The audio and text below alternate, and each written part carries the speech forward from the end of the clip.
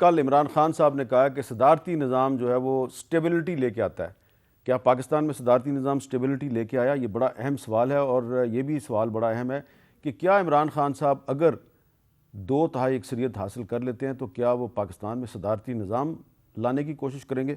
शुएब शाहीन साहब, अगर इमरान खान साहब सदारती निज़ाम लाते हैं तो इसका मतलब है वो 18वीं तरमीम को ख़त्म करेंगे, पूरा आइन चेंज करने की कोशिश करेंगे, तो सिंध और बलूचिस्तान इसको तस्लीम करेगा?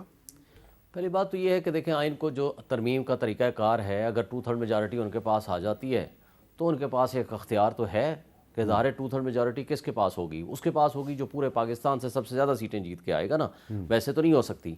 तो इसका मतलब है मैंडेट कौम ने उनको दे दिया है, वो अपने एजेंडा के मुताबिक आगे जा सकते हैं। लेकिन पहला सवाल आपका कि क्या सदारती निज़ाम हमारे पाकिस्तान में क्या मुस्तहकम किस्म की हुकूमत लाया और उससे खुशहाली आई और उससे मसाइल हल हुए? मुझे नहीं पता खान साहब के दिल में क्या है या उनकी क्या एक्चुअली वो क्या एजेंडा देना चाहते हैं।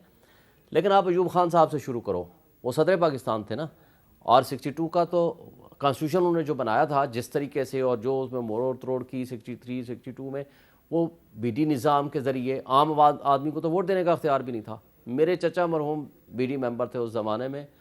मोहतरमा फातिमा जना की वो कंपेन कर रहे थे तो पता चला वोट से पहले 1-2 दिन पहले उठा लिए गए और वो जंगल में छोड़ आए उनको, और वो जंगल से चलते चलते पता नहीं किस जगह से वापस आए, उनको वोट के हक से ही ये हमारे दोस्त हैं सेनेटर अनवर बेग, ये 1962 में ये बीडी मेंबर बने कराची से, इनको डिस्क्वालीफाई करवा दिया गया क्योंकि ये फातिमा जना के हामी थे। ऐसे ही नहीं तो फातिमा जना को गद्दार नहीं कहा गया।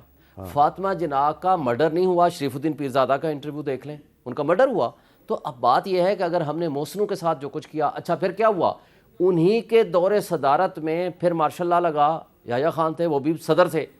उन दोनों सुदूर के नेट रिजल्ट में क्या हुआ? जमहूरियत पे और आइन पे जब बिलीव नहीं किया गया, 151 सीटों वाले को सीट प्राइम मिनिस्टरशिप नहीं दी गई तो हमारा मुल्क 2 हिस्से में बट गया।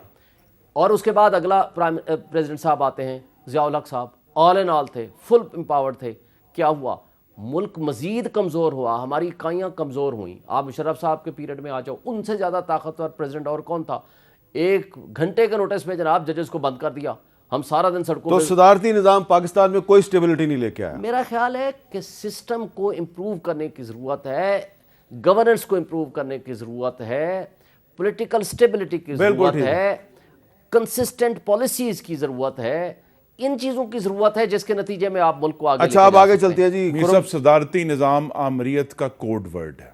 अच्छा, पाकिस्तान की तारीख हमें ये बताती है कि जब भी सदारती निज़ाम का नाम लिया गया उसके पीछे आमिराना हवस थी इस मुल्क पर चलने। और ये मुल्क जो है ये एक फेडरेशन है, यहाँ 4 सूबे हैं। जिसने भी 1 यूनिट बना था ना, कर ली कोशिश, लेकिन वो 1 यूनिट का नतीजा क्या था? मुल्क 2 टुकड़े हो गया।